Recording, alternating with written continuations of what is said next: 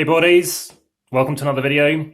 Today I'm showing you how to set up, play and review for the game Untitled Treasure Fever. So there's already a preview trailer unboxing video that I've made, and this is very similar to the other Undos in the series. So this is the first of trilogy, which there's a couple here to show you. There's Blood in the Gutter and Curse from the Past, and there's another game that came out before the second trilogy, which came in a sort of smaller promotional package, which got a bag here, which is also very good. So if you want to see the reviews for all those other ones, then they're all in a playlist called Mystery Boxing Games and also SPIEL.digital games. These are SPIEL.digital games. And if you want to see them and any other videos, just check out those playlists. So these games are a bit like Exit the Games as well. So you kind of choose your own adventure to a degree. A bit of puzzly as to what you want to do, but very thematic in terms of what you'll be thinking about. So the latest to arrive is 600 Seconds, order that one. And I've been playing them through in this order.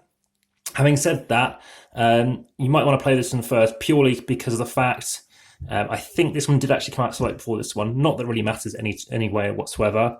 But yeah, they've definitely taken things up a level with these ones, which is a very good thing to do.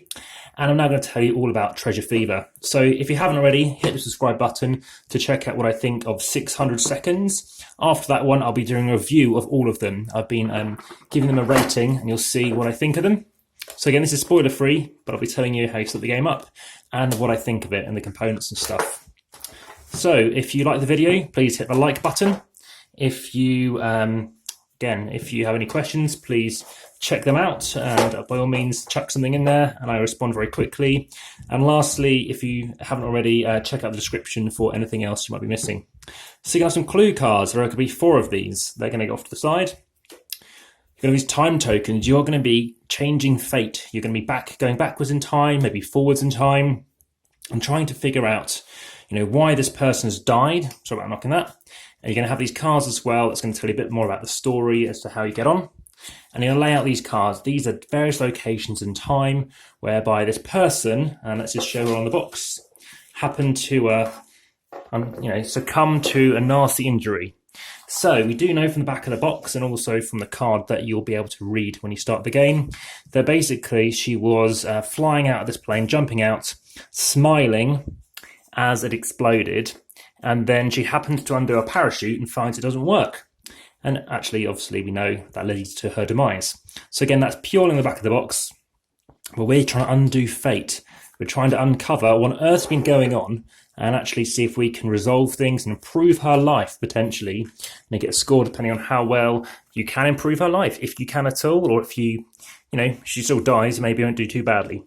So always in all these other undos so far, it's the card 12, whereby high above the Yucatan jungle, this thing has happened.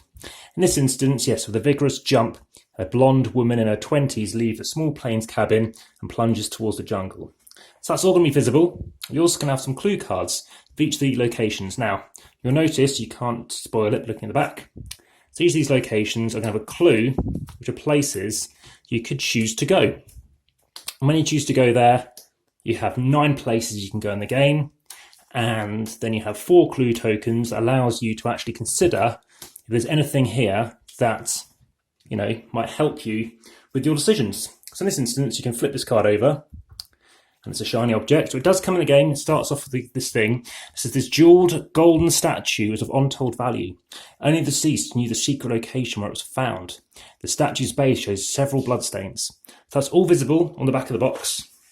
As you can see, it's all down here.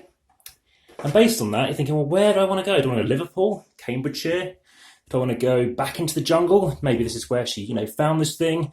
Maybe she went to uni or something. Obviously 22 seconds ago. Well, obviously she must have probably been in a plane 22 seconds ago. So do you want to go there? When you reveal one of these locations, again, spending money for 9 time tokens, you can't go to all these locations. Then you could either choose to try and answer this question. So there's going to be an A, B, or C option. So, for example, 1, A, B, or C for each of these places. And each of them, you're going to make a decision as to whether you think you should do A, B, or C. And based on that, you could get a positive score by flipping over the respective number, a negative score, or a 0. What that represents is basically fate happened as it was. So you could say, are you going to jump out of the plane? Well, if you say yes, she was going to do it anyway. As an example, that's not spoiling anything. but you might want to use up a clue card. So imagine you go here, back to Liverpool 18 years ago, and you go, oh, I know, someone's going to do something. And it talks about a little girl, which is in bold. You could choose to spend a clue token to understand, is that her or not? I don't know. And it might tell you, it might not. It might just say, little girls are little because they're small. I don't know. So you can make a decision based on these different locations. At the end of the game, so once you've gone through 9 things, you're then able to sort of tot up your score, flip through the rest of this. What it's going to do is tell you your score based on how many points you managed to achieve.